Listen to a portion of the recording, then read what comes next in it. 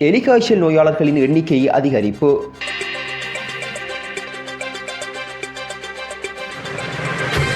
நாடு முழுவதும் எலிக்காய்ச்சல் நோயாளர்களின் எண்ணிக்கை அதிகரித்து வருவதாக சுகாதார அமைச்சின் தொற்று நோயியல் பிரிவு தெரிவித்துள்ளது. இரத்தினபுரி, குருநாகல், கேகாலை, கம்பஹா மற்றும் களுத்துறை மாவட்டங்களில் இருந்தே அதிக நோயாளிகள் பதிவாகியுள்ளதாக தொற்று நோயியல் பிரிவின் வைத்திய நிபுணர் துஷானித்த பெரேரா தெரிவித்துள்ளார். சுகாதார மேம்பாட்டு பணியகத்தில் நடைபெற்ற ஊடகவியலாளர் சந்திப்பில் கலந்து கொண்டு உரையாற்றும் போதே விசேட வைத்திய நிபுணர் துஷானித்த பெரேரா இந்த கருத்துக்களை தெரிவித்ததோடு இந்த நோய் ஒரு பாக்டீரியாவால் குறிப்பாக பாலூட்டிகளின் சிறுநீர் வழியாக பரவுகிறது.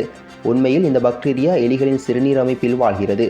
எலிகள் தண்ணீர் குடிக்கும் போது அவற்றின் சிறுநீர் தண்ணீரிலோ அல்லது மண்ணிலோ கலக்கிறது.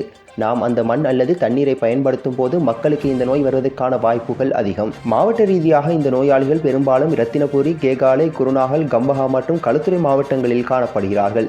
அதே நேரத்தில் பாதிக்கக்கூடிய குழுக்களை பற்றி நாம் பேசினால் நெல் விவசாயிகள், சில மாவட்டங்களில் சுரங்க தொழிலில் ஈடுபடுபவர்கள், வெள்ளத்தால் பாதிக்கப்பட்டவர்கள் மற்றும் கீரை தோட்டங்களில் பணியாற்றுபவர்களை நாம் சுட்டிக்காட்டலாம். இதேவேளை கொழும்பில் உள்ள லேடி ரிஜ்வே சிறுவர் வைத்தியசாலையில் சிறுவர் வைத்திய நிபுணர் கோசல கருணாரத்ன இந்த நாட்களில் சிறுவர் மத்தியில் பரவி வரும் காய்ச்சல் தொடர்பான நோய்கள் குறித்து ஊடக சந்திப்பின் போது பின்வருமாறு விளக்கியுள்ளார். இந்த நாட்களில் குழந்தைகளிடையே கடுமையான காய்ச்சல் பரவி வருகிறது. இது புதிய விடயமில்லை. ஏனெனில் பருவமழையுடன் காய்ச்சல் உள்ளிட்ட பல நோய்கள் பரவுகின்றன.